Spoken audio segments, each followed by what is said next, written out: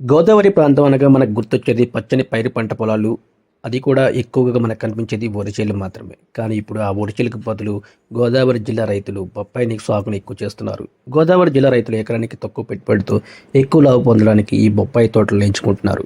గోదావరి జిల్లా రైతులు ఒక ఎకరం 2 లక్షల నుండి పెట్టుబడి పెట్టగా ఎకరానికి 3 కానీ 4 కానీ లక్షల రూపాయలు అధిక లాభం పొందుతున్నారని చెప్పేసి చెప్తున్నారు గోదావరి రైతులు. అయితే రైతులు ఈ బొప్పాయి పంటకి తక్కువ సేంద్రియ ఎరువులు వాడడం వల్ల ఎగుమతి ఎక్కువగా వస్తుందని, అలాగే ఈ బొప్పాయి తోట ఇతర రాష్ట్రాలకి బొప్పాయికాయలని ఎగుమతి చేస్తున్నారని చెప్పేసి చెప్తున్నారు.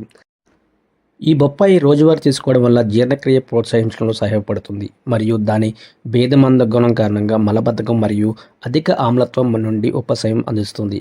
బొప్పాయిలో పొటాషియం, ఫైబరు మరియు విటమిన్లు ఉండడం వల్ల గుండె యొక్క ఆరోగ్యకరమైన పనితీరుతో సహాయపడుతుంది. ఇది అధిక రక్తపోటు నిర్వహణలో సహాయపడుతుంది. ప్రస్తుతం గోదావరి జిల్లాలో బొప్పాయి పంటకు అత్యధిక ప్రాధాన్యత ఇస్తున్నారు. తక్కువ పెట్టుబడితో ఎక్కువ లాభాలు కూడా పొందుతున్నారు.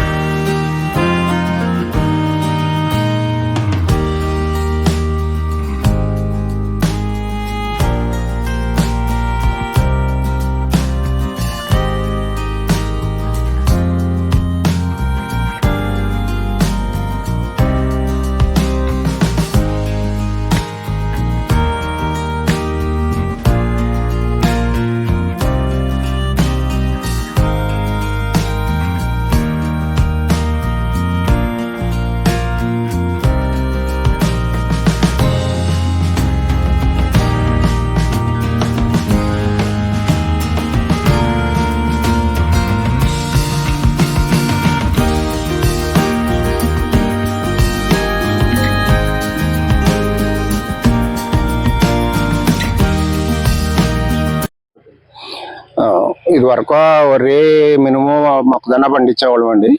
ఈ సంవత్సరం ఎల్డింగ్ బాగుంటుందని ఎవరో చెప్తే సరే అందాక శాంపుల్ పెట్టాను కొద్దిగా. ఈ సంవత్సరం పొజిషన్ అయితే బాగానే కనపడుతుంది. మార్కెట్ రేట్ కూడా 15 రూపాయలు 20 రూపాయలు వెళ్తుంది. అయితే పెట్టుబడి వచ్చి మట్టుకి ఎకరానికి వచ్చి 2 లక్షల రూపాయల దాకా పెట్టుబడి అవుతుందండి. దిగుబడి అయితే ఒక 5 లక్షల దాకా వస్తుందని చెప్తూ వింటామే తప్ప మేము చూడలేదండి. ఈ సంవత్సరమే పండిస్తున్నాము. ప్రస్తుతానికి అయితే బాగుందండి.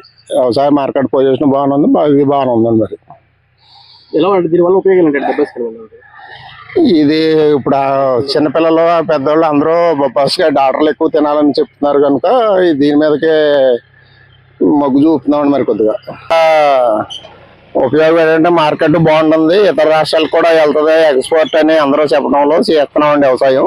అయితే ప్రస్తుతానికి ఖర్చు 2 లక్షలు అవుతుంది. మినిమం ఖర్చు పోను 2-3 లక్షల ఆదాయం మళ్ళీ మనకు ఎక్స్ట్రా కనిపిస్తుందండి ఎకరానికి వచ్చి చెప్పాము. అందరూ కొద్దిగా శాంపుల్ వేసామండి. మరి ప్రస్తుతానికి అది బాగుంది. ఇది ఇతర రాష్ట్రాలకి వెళ్తుంది. ఇక్కడ కూడా లోకల్లో చిన్నపిల్లలకి పెద్దవాళ్ళకి అందరికీ ఇప్పుడు బొప్పాయికి ఎక్కువ శాతం ఖర్చు పెడుతున్నారు. దాని గురించి బాగుందని పొజిషన్ చేస్తున్నామండి. పెట్టుబడి కూడా తగ్గుతుందండి దీనికి. ఆ ఇతర పంటల మీద ఈ సేంద్రీయ వ్యవసాయం వచ్చాక అది కూడా మాకు కొంత బాగుందని చేస్తున్నామండి.